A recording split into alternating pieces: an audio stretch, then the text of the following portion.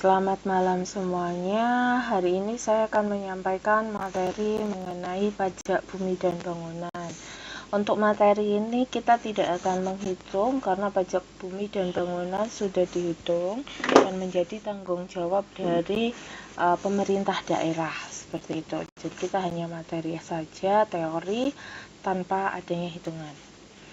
Nah, pajak bumi dan bangunan dibagi menjadi 4 bidang, yaitu untuk PBB perkebunan, PBB perhutanan, PBB pertambangan, dan PBB perkotaan dan pedesaan. Untuk PBB pertambangan sendiri dibagi menjadi 2, yaitu kawasan PBB untuk kawasan pertambangan minyak bumi, gas bumi, dan panas bumi, serta PBB untuk kawasan pertambangan mineral dan batu bara. Berikut saya akan sampaikan definisi dari masing-masing PBB ini. 1. PBB perkebunan. PBB perkebunan adalah pajak yang dikenakan atas bumi dan atau bangunan yang berada di kawasan yang digunakan untuk usaha perkebunan. PBB perhutanan yaitu pajak yang dikenakan atas bumi dan atau bangunan yang berada di kawasan yang digunakan untuk usaha perhutanan. PBB pertambangan yaitu pajak yang dikenakan atas bumi dan atau bangunan yang berada di kawasan yang digunakan untuk usaha pertambangan.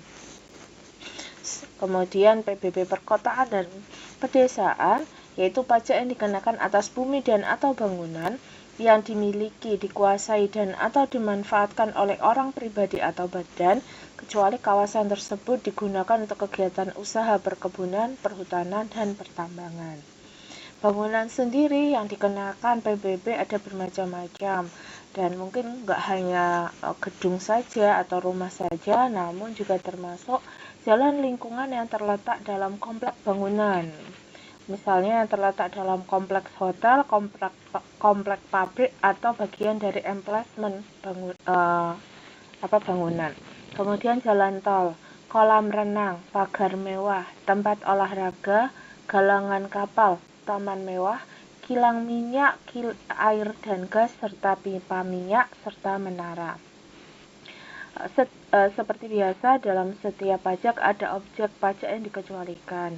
Ini beberapa objek pajak yang dikecualikan dari PBB, yaitu 1. Digunakan untuk penyelenggaraan pemerintahan. 2. Digunakan untuk kepentingan umum di bidang ibadah, sosial, kesehatan, dan pendidikan. 3. Digunakan untuk kuburan, peninggalan purbakala atau sejenisnya. 4. Dijadikan hutan lindung, hutan wisata, dan sebagainya. 5. Digunakan sebagai didirikan bangunan untuk perwakilan diplomat dan konsulat. 6. Didirikan bangunan untuk perwakilan lembaga internasional. Kemudian NJOP. NJOP sendiri kepanjangan dari nilai jual objek pajak. Ada batasan untuk NJOP seperti PTKP, yaitu paling rendah 10 juta ditetapkan untuk setiap wajib pajak. Kemudian yang menjadi subjek pajaknya. Subjek pajak PBB adalah orang pribadi dan atau badan yang secara nyata mempunyai suatu hak atas bumi dan atau bangunan. Orang pribadi atau badan yang secara nyata mempunyai suatu hak atas bumi dan atau memperoleh manfaat atas bumi dan atau memiliki dan atau memperoleh manfaat atas bangunan. Kemudian dasar pengenaan pajaknya yaitu NJOP. NJOP sendiri kepanjangan dari nilai jual objek pajak. Nah, penetapan NJOP itu adalah 1. Membandingkan harga dengan objek lain sejenis. Jadi NJOP sendiri yang menetapkan adalah pemerintah. Caranya dengan yang pertama yaitu membandingkan dengan objek pajak lain yang sejenis yang letaknya berdekatan dan fungsinya sama dan telah diketahui harga jualnya. Yang kedua, nilai perolehan baru, yaitu dengan menghitung seluruh biaya yang dikeluarkan untuk memperoleh objek tersebut yang dikurangi dengan penyusutan berdasarkan kondisi fisik objek tersebut. Ketiga, nilai jual pengganti, yaitu penetapan NJOP didasarkan nilai jual berdasarkan hasil produksi objek pajak tersebut. Nah, besarnya NJOP oleh pemerintah itu ditetapkan setiap 3 tahun sekali, kecuali untuk objek pajak tertentu, di mana dapat ditetapkan setiap tahun sesuai dengan perkembangan wilayah. Jadi kalau misalnya wilayahnya cukup berkembang, maka NJOP bisa ditetapkan setiap tahun. Namanya hanya khusus ya. Nah, tarifnya sendiri itu ditetapkan paling tinggi 0,3%. Ini adalah tarifnya ya. Sebentar, kita bisa lihat. Oh, ada. Nah, kemudian selain PBB, kita juga belajar yang namanya bea perolehan hak atas tanah dan bangunan atau yang sering dikenal dengan BPHTB.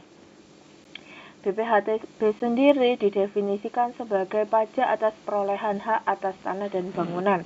Jadi kalau kita bisa lihat, ini bisa berasal dari transaksi jual beli, waris, hibah, dan sebagainya.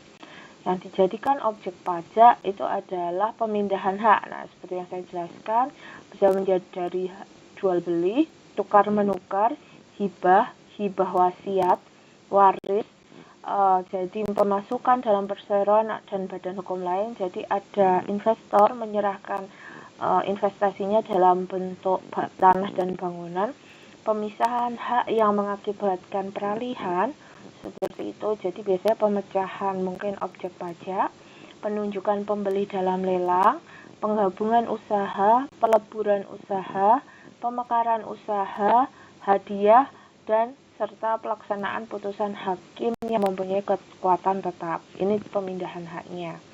Kemudian pemberian hak baru, jadi bisa karena pemberian hak baru karena kelanjutan pelepasan hak dan di luar pelepasan hak. Hak sendiri atas tanah dibagi menjadi 6, yaitu hak milik, hak guna usaha, hak guna bangunan, hak pakai, hak milik atas satuan rumah susun, dan hak pengelolaan. Kemudian yang dikecualikan dari pengenaan BPHTB yaitu 1. Jika transaksi tersebut, objek pajak yang berasal dari transaksi tersebut digunakan untuk penyelenggaraan pemerintahan. Yang kedua, digunakan untuk kepentingan umum di bidang ibadah, sosial, kesehatan, dan pendidikan. Yang ketiga, digunakan untuk kuburan, peninggalan purbakala, atau sejenisnya. Yang keempat, menjadi hutan lindung, hutan wisata, dan sebagainya. Yang kelima, digunakan untuk perwakilan diplomat dan konsulat.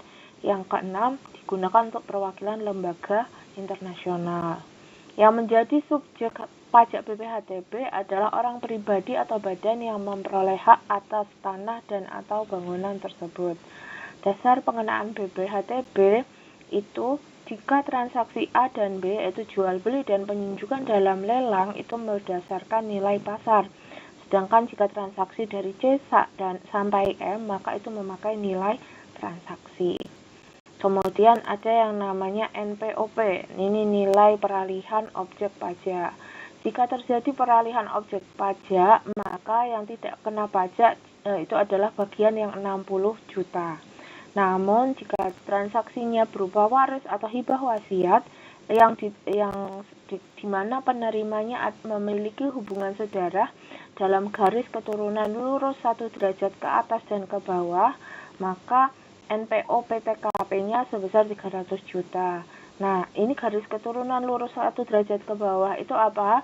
Orang tua dan anak, kayak gitu. Nah, ini harus sedarah ya. Jadi harus orang tua kandung dan anak kandung. Tidak berlaku jika orang tua tiri atau anak tiri atau anak asuh. Dan ini juga tidak berlaku untuk saudara kandung. Kita bisa lihat ya, ke atas dan ke bawah. Kalau saudara kandung itu ke samping. Seperti itu. Dan ini juga nggak berlaku untuk cucu seperti itu. Ini hanya satu derajat. Jadi 1 derajat hanya loncat 1. Nah, ini seperti ini. Nah, ini yang sedarah keturunan orang tua atau anak ke orang tua seperti itu. Kemudian perhitungan BPHTB kita harus menentukan dulu nilai peralihan objek pajaknya berapa. Kemudian dikurangi NPO PTKP-nya dikalikan. Nah, disesuaikan tarif pajak dikalikan NPO PTKP. Begitu. Oke, sampai di sini penjelasan mengenai PBB dan PPHTB. Demikian saya akhiri penjelasan hari ini sampai di sini. Selamat malam semuanya.